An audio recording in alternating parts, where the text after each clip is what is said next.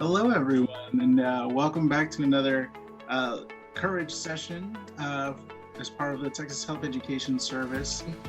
We all recognize that this is a very weird application cycle, and so we're really proud to bring some of the key players in the overall application process, preparation process, and just folks that can help encourage you to continue on the path that you've been working on for so long. We shouldn't let, to coin Dr. Kellaway's phrase from earlier, we shouldn't let one semester trip you up from your overall goal. So let's do some quick introductions.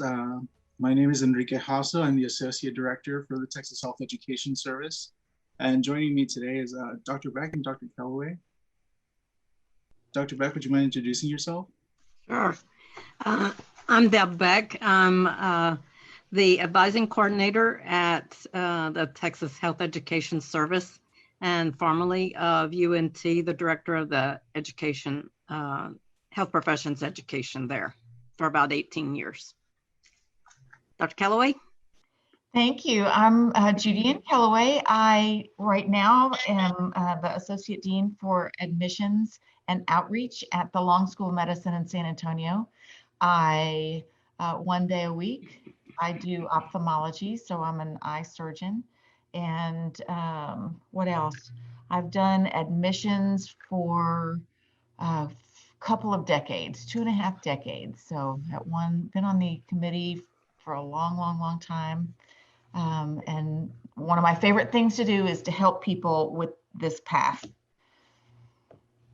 And we're so thankful to have you.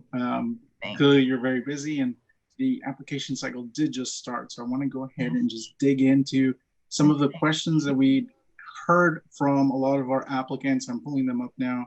And I think a lot of them have to do with, this new application cycle, but also a lot of them are just lingering questions from previous application cycles. So the first one I want to ask is, on the TMDSAS application, applicants are able to identify themselves as non-traditional. And during the dean's meetings, advisory council meetings that we have, I've definitely presented quite a bit of data on that, but applicants like to hear this from admissions members of the school. So would you mind walking us through what it means to be non-traditional, maybe give some examples on who should be identified as non-traditional and perhaps who should not identify as non-traditional?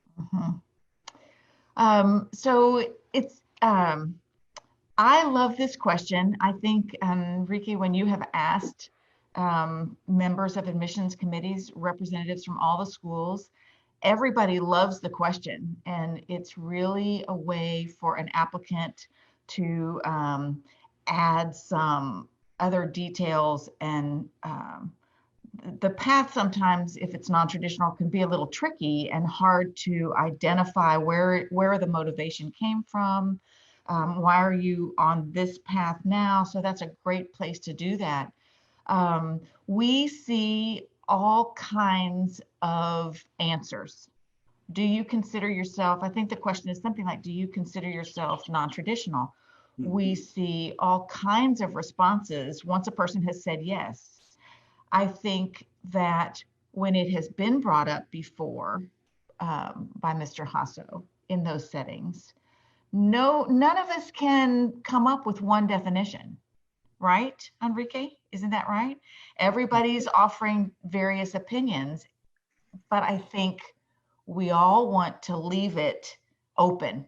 So I think automatically you think of, now if you're designing a study, looking at, going to put something into the literature, you need to be a little more, the definition needs to be clear, but I think we all are preferring it to be open. I think the first thing that comes to mind is the traditional path is schooling, high school, college for 4 years, and then right on into medical school or professional school.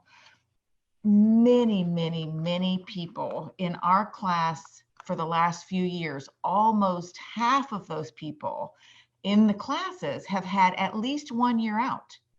So it used to be that you would consider a non-traditional person, a person with a gap year. That's a pretty, that's in terms of just the pathway, that's a pretty traditional path right now, is to take at least a gap year. So is it somebody who's had a career before? Are you out there knowing you wanted to do medicine for a long time, but just for circumstances, you're coming back to it right now? There are just all kinds of reasons. And I think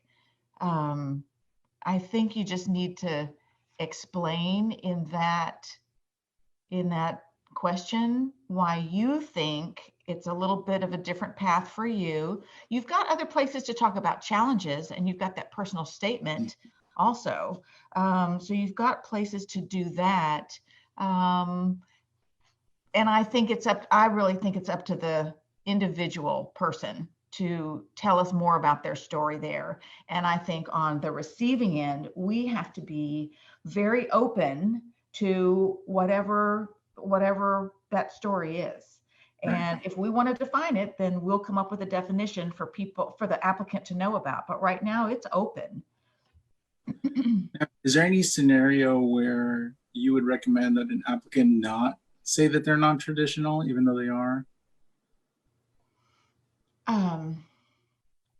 Or does that give you some additional insight into maybe some other aspect of the applicant's psyche or their critical thinking? Yes. When we were first looking at answers to this question, I know that just a committee member or two, until we had discussions about how are we going to evaluate the answers to this question, a committee member or two would say, well, they're saying they're non-traditional. They're saying they are, and really they're not. But they were telling us things that did add to their story. So how can we can't really make that judgment. But people would, for example, tell us about working through school or hardships that they had through school that they thought made them a little unconventional or non-traditional. We got a few answers, as you know, from people who had families. That's pretty unusual. That's pretty unique. I would say that that's non-traditional. And that's why I hate to define it, because we could define it and then there are always other answers that we would accept, as being unique. Yeah, and if I could be the voice for some of the other members of that council, they also want to, the essay that comes along with identifying yourself as non-traditional is not meant to advantage or disadvantage any applicant. Yeah. It gives additional insight into your overall journey. And ultimately, along with what you were just saying, Dr. Kellaway, the question really addresses different aspects of a person's situation. But I do want to remind a lot of our applicants who may have situations like that, but do not identify as non-traditional, you are able to discuss that in the optional essay. So don't see the non-traditional essay portion as the opportunity for you to talk about any hardships, even though you may not be a non-traditional student, but rather use it as the opportunity to discuss something that identifies you as somebody who may not be following a traditional pathway. Mm-hmm. I think that is such an important point, because I know we all get questions also. Do I have to come up with something in the optional essay, right? So that's such a good point. This does not answering, no, I don't consider myself non-traditional.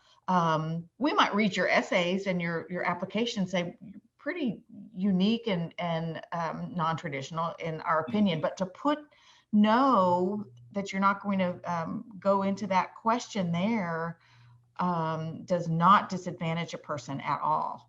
And nor does leaving out the optional essay disadvantage someone. So I think that's a very good point. Thank you. Well, this is a live Q&A, so we are getting some live questions now. Our first question is from Delhi. I apologize if that's not how you pronounce your name. One person asked, what is the advantage of applying before June 1st, which is the date that primary applications will begin to be transmitted to schools? So for those who may have just heard about June 1st, For this application cycle, the application deadline has been extended due to impacts caused by COVID-19. And in addition to that, TMDSAS will not be transmitting applications until June 1st, which is something new for this year. So Dr. Kellaway, if you could give us some insight into whether there's even any advantage on the school's end for getting an application in before June 1st. Yes, I think we can, we could just talk for an hour about this, couldn't we? All of the impacts from COVID. From the very beginning, all of the TMDSAS institutions with our undergrad partners have been having these conversations. We understand the stress. We understand the additional stress placed on an already stressful process that has been caused by COVID-19. So we are ready to push everything back. We are reassuring people all over the place through the Texas Education Service newsroom, and that's refreshed constantly should there be any changes. But for a long time, we've tried to tell people that we expect some applications to come later. We know all about the MCAT cancellations that still are being worked out. People are being bumped. I think we finally have some good dates from the MCAT people, but we know, and I think everybody agreed, the medical schools agreed, that we kind of do this anyway. We leave openings at Long School of Medicine. We're inviting people 2 to 4 weeks in advance. In December, towards our last dates, we are inviting people a week and 2 in advance. So we've got open spots the whole season. Most schools do that. We don't get the first batch of applications and fill our 1,000 spots or our 800 spots or our 1,200 spots, whatever that is. So we are reaffirming that. The first part I wanted Enrique maybe to mention, because he is the guy, he's the man who put all of these initial statistics together for us years ago about applying early. So the way Delhi worded their question was, what's the advantage? Mm-hmm. So I think if you're, so Enrique, we know the first time you pulled those stats together, May, June, July, comprised, you want to go tell us about the statistics? Sure. So all we did was pull the applicant submission date. And that it was only based off of the application submission date. We didn't look at when test scores arrived or when letters arrived or when transcripts were processed, but just solely looking at the application submission test date. Application submission date. And we noted that May, June, and July were the months where applicants want to be able to hit submit on their application, because that allows the schools essentially the most amount of time to look at your application and review it. And I do want to reemphasize that even though you submit your application, you do not have to have your letters of evaluation in, you do not have to have your test scores in, and you do not need your transcripts. In fact, this year for transcripts, those will not be submitted to TMDSAS until TMDSAS requests them, which could be later as far as the fall. So just keep in mind that those earlier months are kind of key, not necessarily for you to get an invitation to interview, but to maximize the amount of time that a school can look at your application. Mm-hmm. And TMDSAS and the schools are in constant communication. We discussed this last week when we had Alana and Nicole from TMDSAS talk to us about the updates that they send to the schools. And so, you know, there are constant updates whenever a semester ends, the GPA changes, and all of those updates happen on the school's end. When test scores arrive, all of those updates come out. And so there are quite a few, the schools and TMDSAS are in constant communication with any update to your application like that. Great. So Enrique has shown that there's a statistical advantage because those early months comprise most of the interview invites. But I'm not playing devil's advocate. I'm saying that it is an individual journey. And if you are not ready and you haven't reflected enough for a personal essay, to be meaningful and give us some depth of who you are, tell us your array of personal attributes, or if you haven't reflected on those experiences that you're writing about, you need to take time to do that. And so there's not anything key. There are plenty of people invited who submitted later.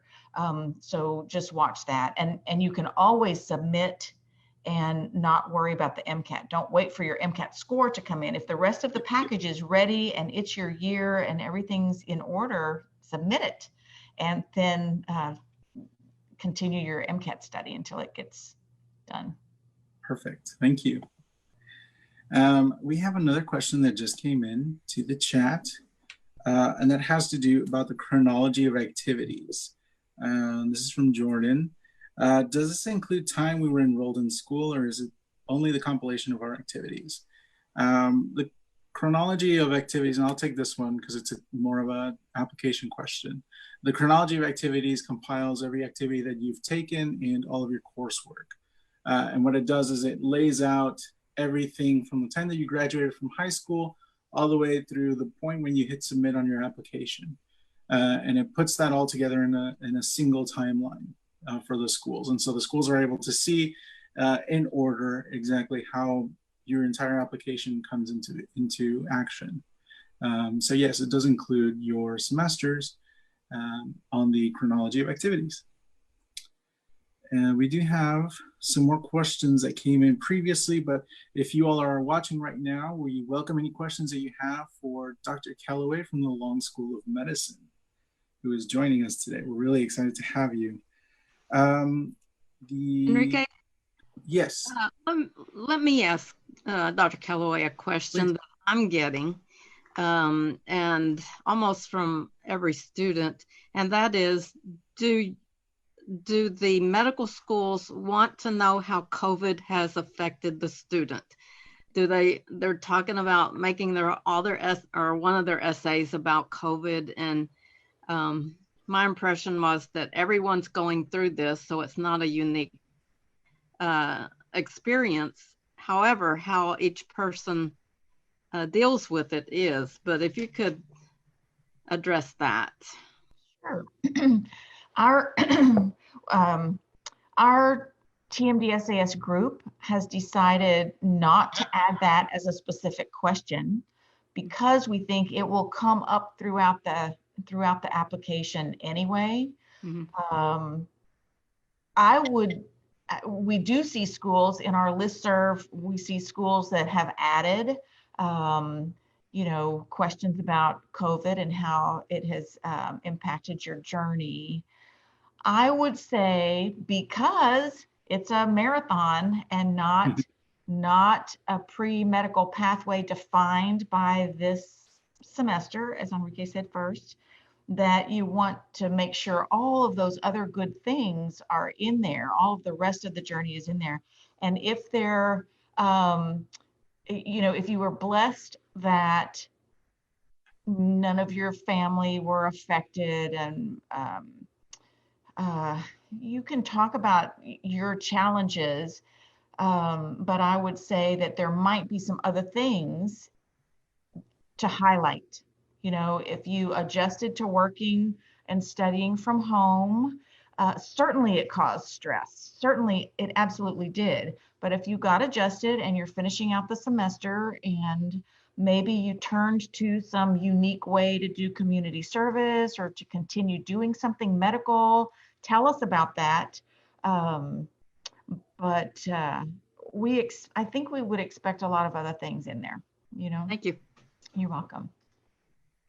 And following up on the whole COVID-19 impacts, with the MCAT being delayed and several test dates being postponed, we actually pulled this data up on what other application cycles look like depending on when applicants took their MCAT or DAT. And we actually found out that almost half of all applicants would have taken the MCAT or DAT in the months of March, April, and June, almost half. So for those of you out there who are suffering from any delays or postponements of your tests, you're not Dr. Kellaway, what are the schools doing to address that right now? I think we are, we have no control, of course. We have input. They have asked us, MCAT comes across with surveys, has come across with surveys for us more than once. And I think they're doing their best to remediate things from their end. As far as admissions committees, not just in Texas, but across the nation, our conversations are that we'll pay attention to late MCATs. We have all told many pre-meds to use this time to study better, study more, study, if there was a section that, you just didn't quite have time for, now you've gotten a little extra time maybe to do some things. So we know that scores are kind of going to come in late, and we're going to have interview spots. In fact, our interview, all of our interview cycles, probably across the nation, are going to extend a month or two. We usually complete our interviews in December. We just today scheduled into January and February, knowing that the match was going to be in March. So study well. We know it's not, your original time plan, but we'll be paying attention. Yeah, and so for that person who probably can't get in until that September 27th or 28th test date, that should not be an issue with getting an interview. That's correct. That's correct. Thank you. Yes, you're welcome. And this might be a tag team effort question that we're gonna ask next. But with activities impacting, being impacted by COVID-19, several people had shadowing experiences that have been canceled over the summer, volunteer experiences that may have been what they see as their make or break points.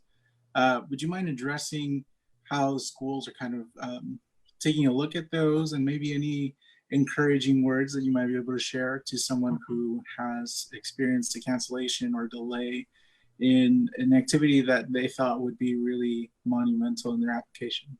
Yes, sure. And I think Deb's probably got a lot of questions coming into her about that as well. It's a marathon, not a sprint.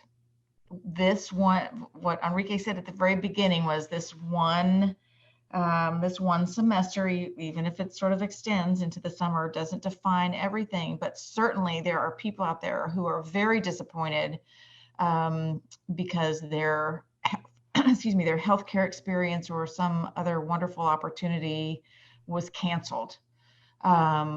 I think I'm looking forward to seeing what creative things people are going to do. I shared with Enrique, I don't know if it's on your website somewhere, but I was just thinking, if I had time now, instead of shadowing on Tuesday and Thursday afternoons, I wrote down some of the things I would do. Explore an organ system, and we've got this on our website. Enrique might have it in the education service place somewhere, but explore an organ system, like really delve into that. If you go to our website, go to Long School of Medicine, go to admissions, and in our COVID bar, it's not very pretty, but what a fun idea. Take the heart and look at the anatomy. When you're through with that, move on to its physiology and function. How everything is innervated there, what's the vascularization, so delve deeper into some anatomical and physiological details. Then start looking at common diseases, common treatments, common laboratories or imaging techniques that we use to evaluate a problem with the heart.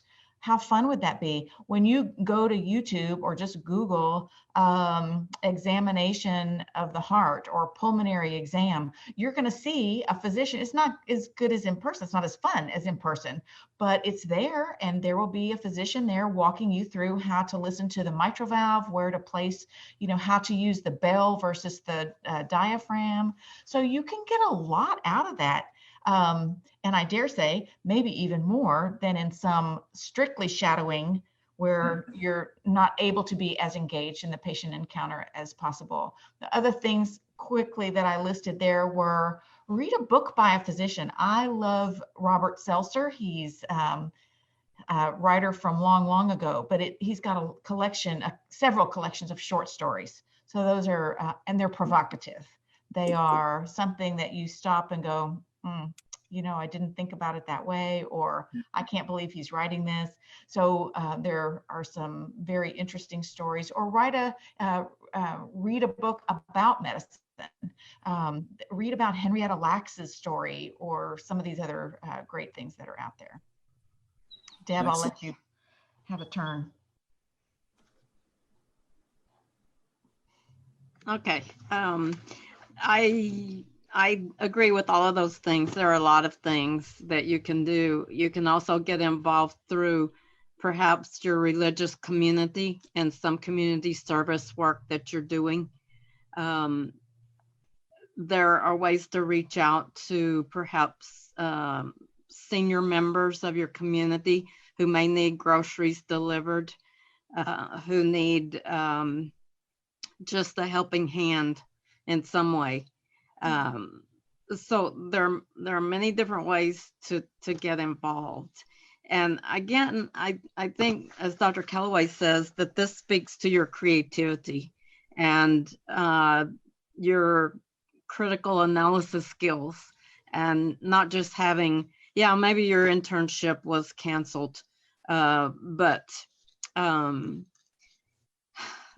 there are other things you can do, and there are many different programs. There are some apps that of gross anatomy apps that are very interesting, and they're not too expensive. There may be some free ones out there, I don't know, but again, it speaks to your ingenuity and how you think of things in your own community. And maybe there are people who need help with the MCAT, and that will only increase your knowledge of the MCAT questions as well. Great idea. So just get involved. Thank you. Can I add, when you, I think there are a couple of things that successful students have in common, and that's organization and discipline. And so if you are browsing around doing some other sort of healthcare things, I would really do it in a disciplined fashion so that it really does replace that time, so you can talk about it more concretely. Instead of spending X number of hours, I spent it here and there. I think it's going to be a little bit better to get in depth with an activity and then be able to write about it a little bit better in the personal biography section. Does that make sense? Do you know what I'm saying? It does. If you can say, yeah, that every Tuesday, here's what I did, you know, and then on Saturdays, I delivered groceries, and, you know, come up with a creative plan to how to do some of these things. Yeah, I really like the idea that discipline and organization are two key factors in success. I think those two really come at play right now when, you know, everybody's in the exact same situation where your plans for the future seem to be completely derailed as far as they go. You know, you had your master plan since you were in high school that you were going to take the MCAT in the spring, and then you were going to you know, shadow an ophthalmologist over the summer of your junior year, and now all of that is out the window. So how do you step up and use your creativity and use your resilience to bounce back from that? That's really powerful. Very good. All right, we are getting some more questions in our chat. Great. So hello, first off, Dr. Beck got a shout out. Dr. Beck, you are the best. UNT loves you. Oh, of course. That's nice.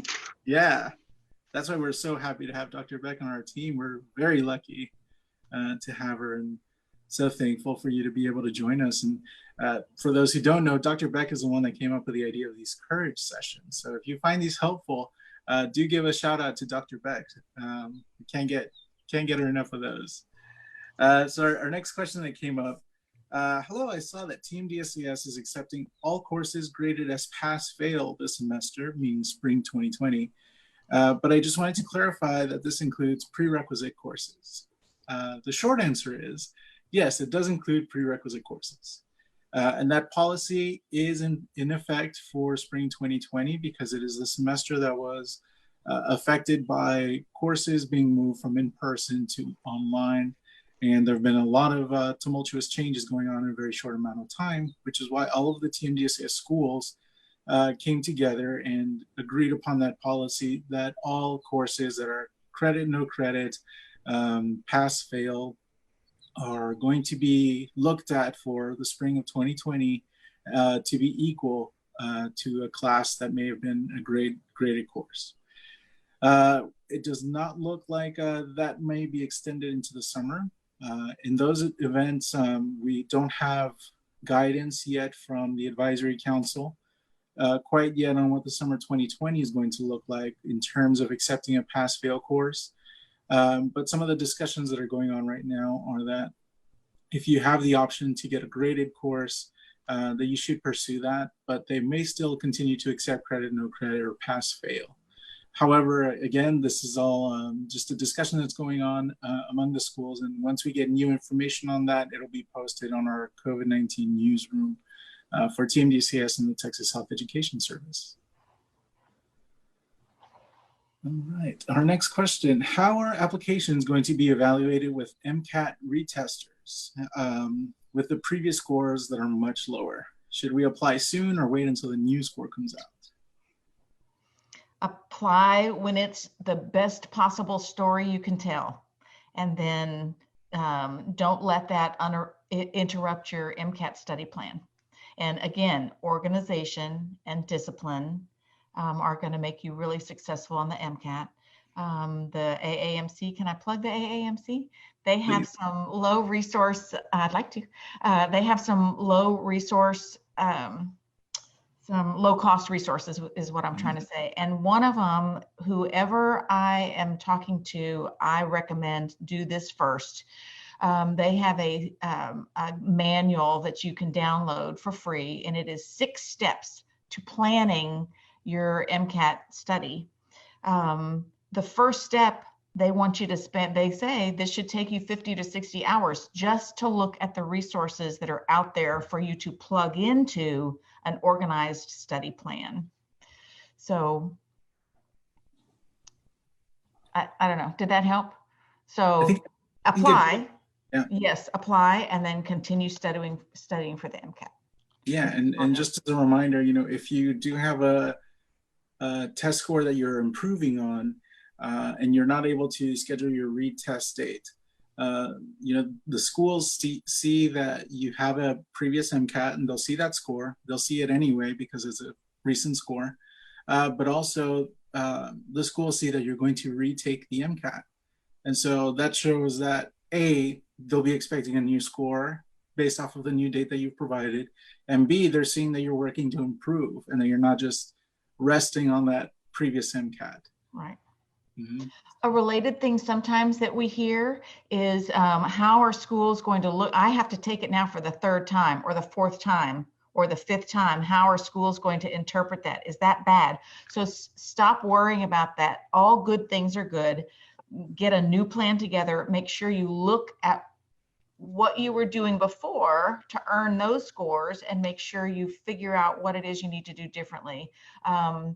At our school, our committee really says, gosh, that's some determination. That's this person is really committed to this path. They're trying to do their best.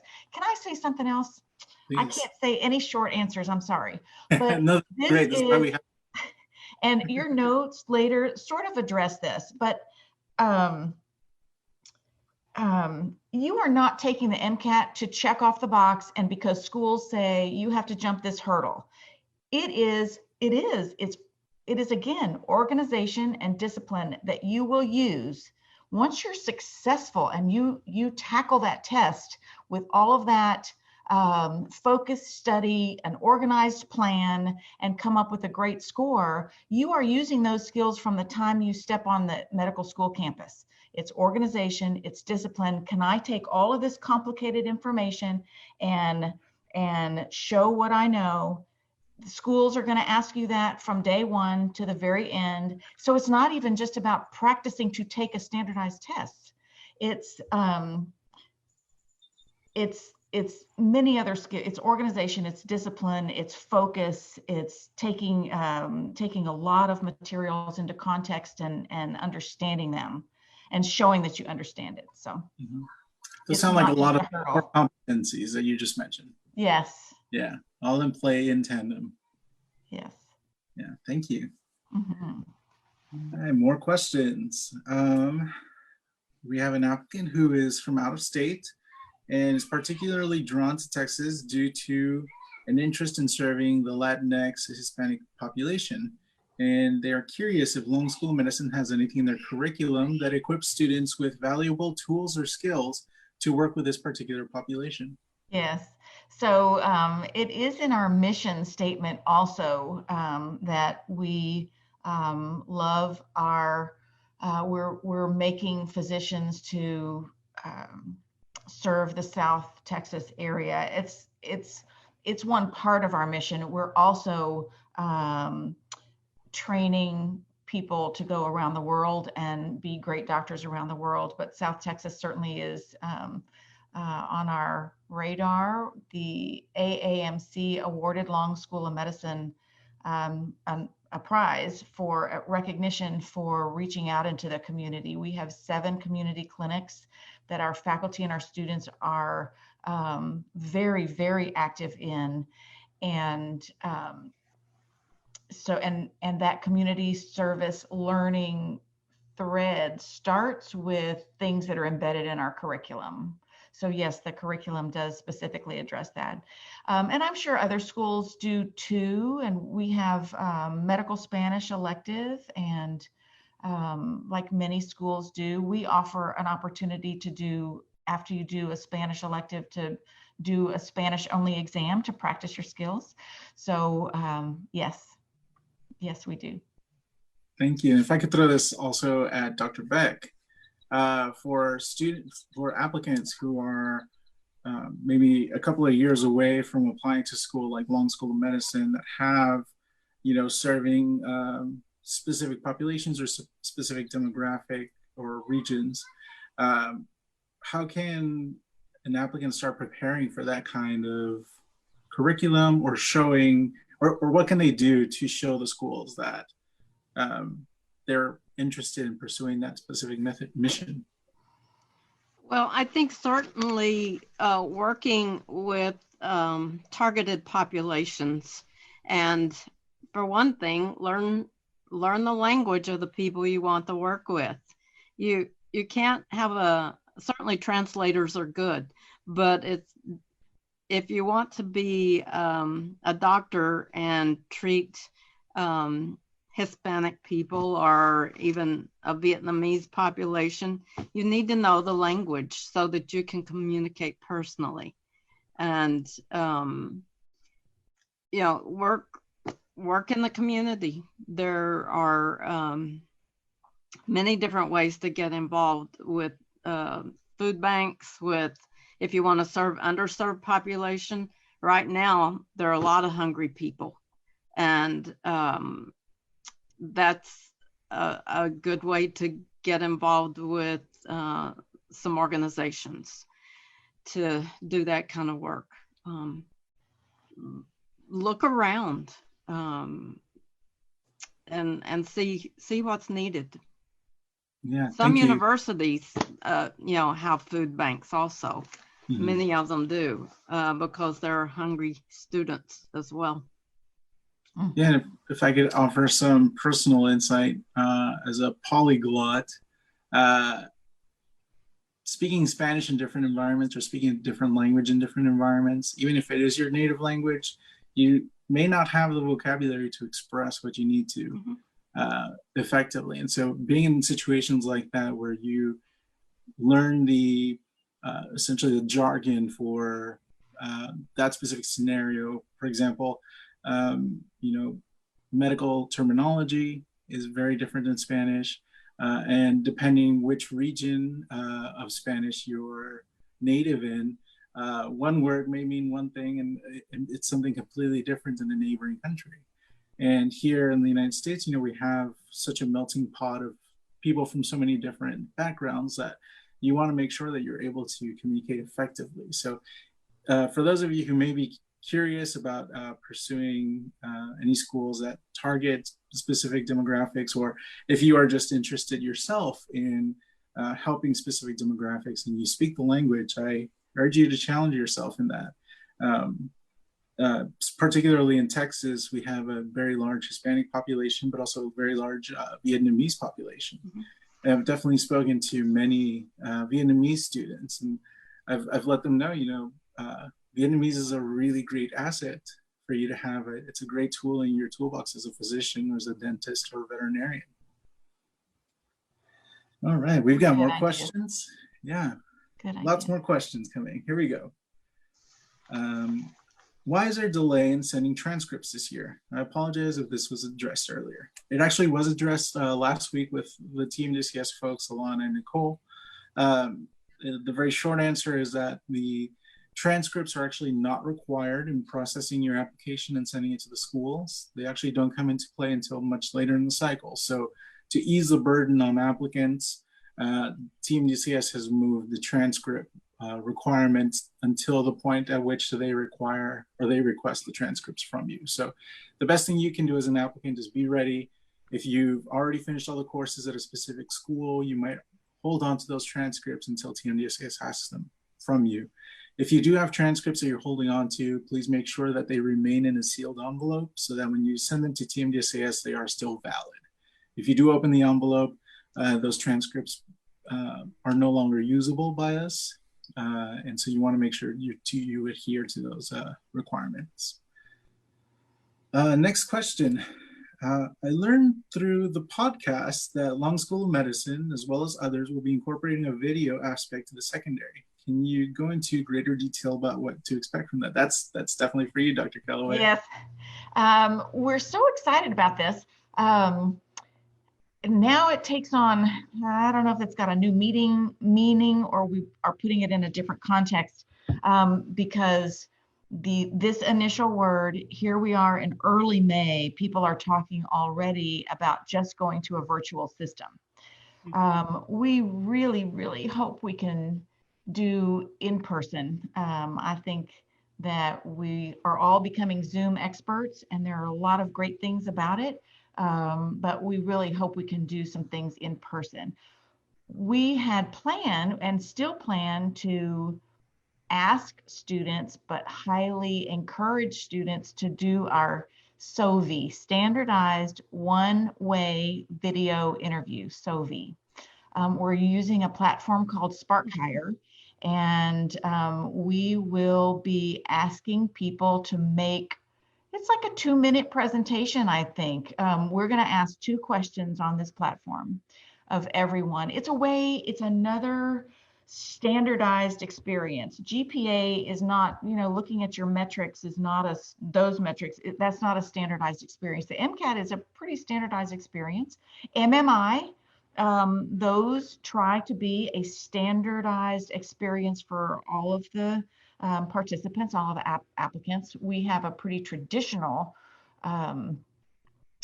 interview process, two 30-minute interviews, one with a faculty member, one with a student. So this was a way to add a component of standardization so that everybody was experiencing the same thing. We'll ask 2 questions. You can look at them ahead of time. You can look today and see what those questions are and look at any introductions and instructions. You can come back in some time period. We're going to ask for it right around, it will be useful for committee right around the interview, a week or 2 after the interview. Beyond that, it may not have impact. And then anyway, you can bring notes, you can decide, okay, I'm going to record today and then record your answer to those responses. We piloted this last fall with pre-med group in in San Antonio with an outreach event. And when the committee saw these young people presenting on the spot, actually with no preparation, which would be different, but we were just blown away. Everybody did such a beautiful job. And some of these pre-meds were early on in the process, talking about the issues in healthcare that they've heard about that are important to them. Beautiful answers. And so we said, we're not going to require it quite yet, but we're going to offer it and highly recommend it because it made a very positive impact for all of those individuals when committee members reviewed them. So I think it's just a great way to show your professionalism and present just a little piece of yourself in the answer in an organized and practiced response. So we're excited. You're muted. Sorry about that. Yeah, that's okay. We're definitely excited to hear how it's going to end up being used and how applicants respond to it. Yes. That is something that's still relatively new in this space. Yes.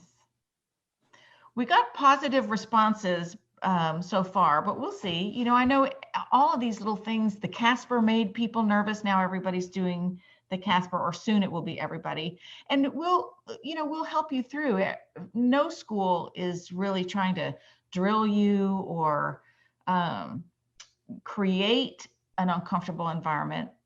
We want you to be relaxed with it, but show what you've got, which does require some planning and thought. Yeah, but it's not a gotcha situation. No, not at all. Not at all. All right. We have another question, but before we dig into that one, you brought up CASPer. And that's actually something we haven't addressed in response to COVID-19 this year quite yet. So can you let us know if there are any changes or any suggestions that we might be able to offer applicants this cycle? Yes. The CASPer is widely used. Chances are you are going to be applying to a school that's requiring the CASPer. We require it. We don't require it of all of our applicants. It turns out that most people do take it, but we require it of the people that we invite for interview. I think Lubbock does that also. I think, but I don't want to speak for other schools. So it's good for you to know about it. It's good for you to prepare for it. Even the CASPer folks up until about last year said there's no way to prepare. Now they are saying, of course, there are ways that you can prepare. Okay, that's a whole other presentation. I'm trying to draw up the slide. I just talked to a group in Austin about this. There are yes, if I interrupt, you also did talk about this on the episode of the podcast where we discussed CASPer. Okay, great. Yeah. Great. But I've learned a lot since then. I've learned some other things, and again, you're not practicing. You should definitely get on the keyboard and be efficient at typing. You should be very efficient at trying to get some thoughts together in your head and put them into the test scenario. Mm-hmm.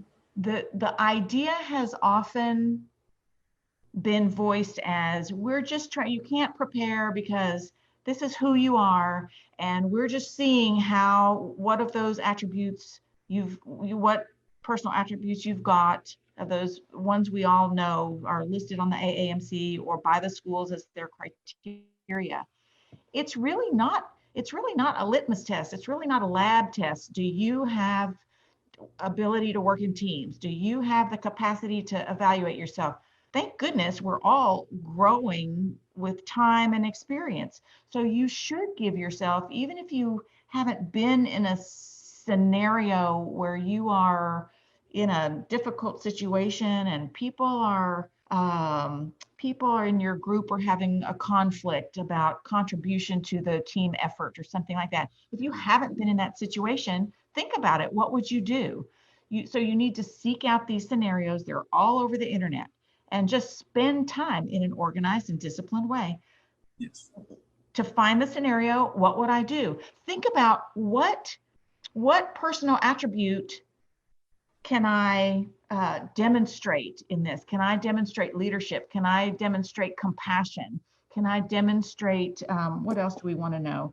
Honesty and integrity. What of those personal attributes that are tested by the CASPer? And they list 10 of them for starters. They cover most everything. What can I demonstrate in this scenario? So it's not cheating on the test. It's not me telling you to do this is not trying to teach you for the test. It's trying to expand your abilities, just think. You might not be in the situation, but thinking about the situation, what could I do as a person in this scenario is, I think, a good way. That's how I would practice, and probably need some practice, And Dr. Beck, we actually saw from the folks at Altus, which manages the CASPer assessment, we saw a sample set from them at our conference back in February. It seems January, seems like a lifetime ago now. I don't know about you, but I definitely felt a little out of my element, really unprepared for, jotting down what my responses were.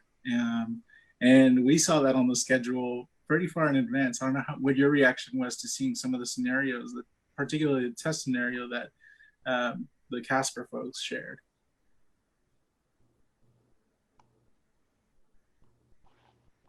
Oh, you're muted as well. Sorry. If you're not prepared, if it's the first time you've seen anything like that, you'll be at a disadvantage, I think. Again, as Dr. Kellaway says, preparation is always good, and thinking ahead to some things that might be on there. And I think most of those CASPer situations are not medical. They're just... None are. Yeah, just little everyday things that may come up. And so everyone should be able to handle the situation that's presented. But again, surprises usually aren't much fun. And so think ahead and make up some things, what would I do if this happened? Or, if you're maybe a farm tech and somebody came in and wanted to return some medication that didn't work or something, I don't know. But anyway, just think ahead. Yeah, I know it threw me for a loop. So, Dr. Beck, you and I are poets. So we read a lot, we write a lot, and to have seen a scenario where it's just like deer in the headlights and, not quite ready for it. I think Dr. Kellaway shares some really powerful advice. I say this with the utmost respect to all of our pre-health students, but I've seen how some of y'all write, and we definitely want to make sure that you're in a situation where you're able to express yourself in an effective manner. And so we want to make sure that you take Dr. Kellaway's advice to heart and really not necessarily prepare for the CASPer, but prepare to be in a situation like that. Because there will be many situations throughout the application cycle where you have to be able to formulate a complete thought, essentially on a moment's notice. You have your interviews, you have your video assessments, you have your CASPer assessment. So just be prepared. All right, we have 2 more questions that came up. The first one, I plan to visit Long School of Medicine, but my flight was canceled given the current situation. Will there be any virtual opportunities to learn more about the school via virtual tours or something of the like? Yes, let's do it. Let's do it. So thank you for that. I think you just may have floated something to the top again. We have in-person spring and fall Explore events. We have talks and visits with the medical students and tours and things like that. So it's time to do one. So watch for it. You would be notified if you're a Club Pre-Med member, and we have your email, and we've got that Facebook page, or maybe we'll get Enrique to tell you about it too. Maybe he'll post it too when we come up with a date. We just did for our new students on Saturday. I think we're Zoom experts now. We did over 200 people. who are new students joining our class in the summer, and we had over 200 people there, over 180 people who will be in the new class of 2024, and then 60 plus of our students. We had 50 breakout rooms and things going on for a little mini virtual tour. So that gave us confidence that we could, and we didn't get closed down or shut off or interrupted. So it all worked, mischief managed, right? So we can, so thank you for that. We'll be watching for the date because we absolutely could do something like that. I'm writing it down right now. And we will definitely share it on our online communities, the TMUCS Hub and the non-traditional applicants groups, and also on the Texas Health Education Service page. We actually, speaking for another school, UTMB actually has a virtual event coming up. We posted about that in our online communities, and we'll be sharing that information on the Texas Health Education Service page. And again, as more events start coming up, we will definitely be sharing those with everyone. All right, we have, looks like one last question. Are the metrics currently available regarding non-traditional students who matriculated? And also a kind note, will there be, thank you so much for everything that you do to keep everything as transparent as possible. Enrique, Dr. Kellaway, and Dr. Beck. Thank you. Thank you for that. That's nice. You're very welcome.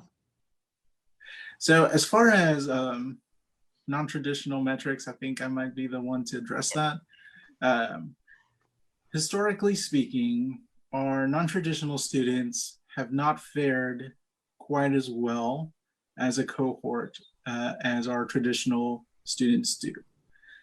There are many factors that come into that, which is why we've been so involved in engaging non-traditional students and in providing opportunities on the application for the schools to get further insight into non-traditional students. This is essentially an ongoing study into non-traditional students and how they fare overall.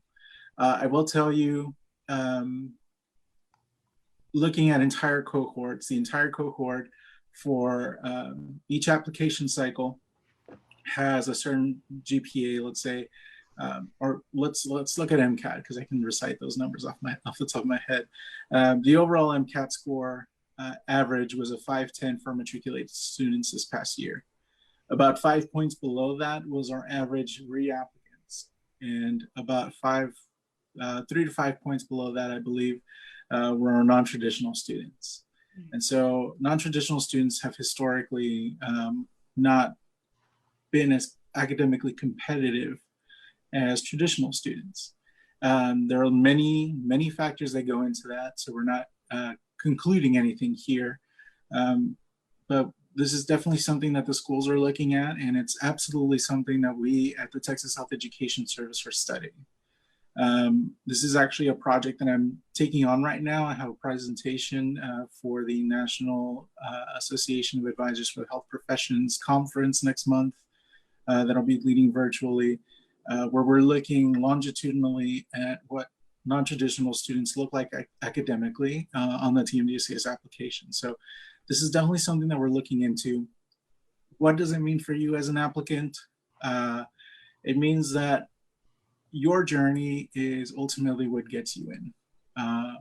The MCAT and your GPA will show the schools that you are academically capable of handling the rigors academically, but it's going to be those non-academic things in your application, your activities, your experiences that are really going to set you apart.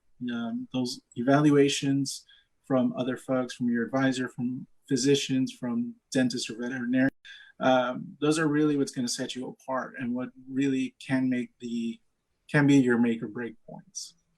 And Dr. Kellaway, I'm sure you have plenty to share as well in terms of encouragement for non-traditional students. But yeah, my message is this is something we're definitely looking at. It's not conclusive quite yet, but you shouldn't let it deter you from pursuing this pathway. Yeah, absolutely.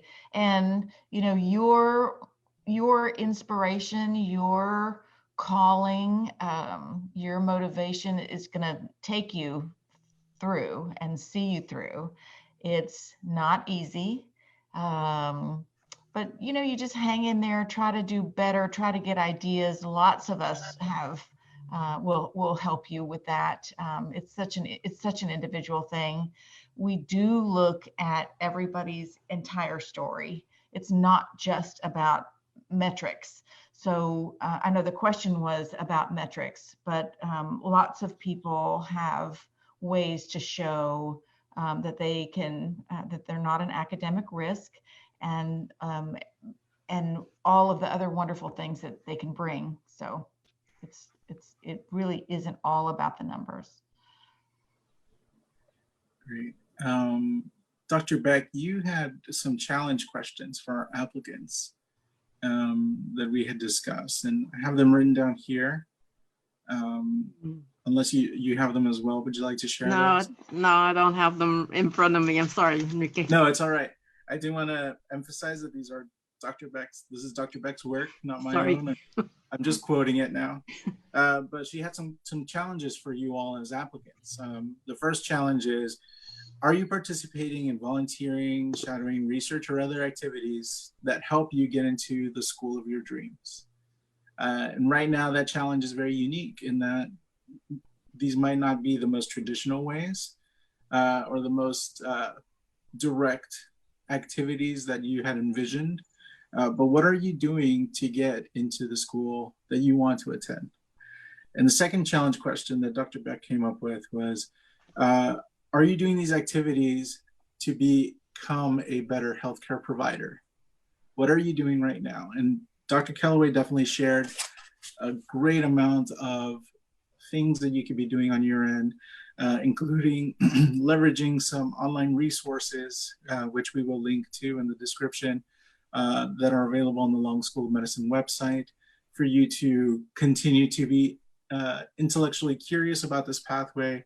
Are you volunteering or having other opportunities that you're taking advantage of to reach out to other people right now? And are you using, we're in a weird time right now where a lot of test dates are delayed, but are you using that time to maximize your study abilities and really get the score and above and beyond that you had envisioned for yourself?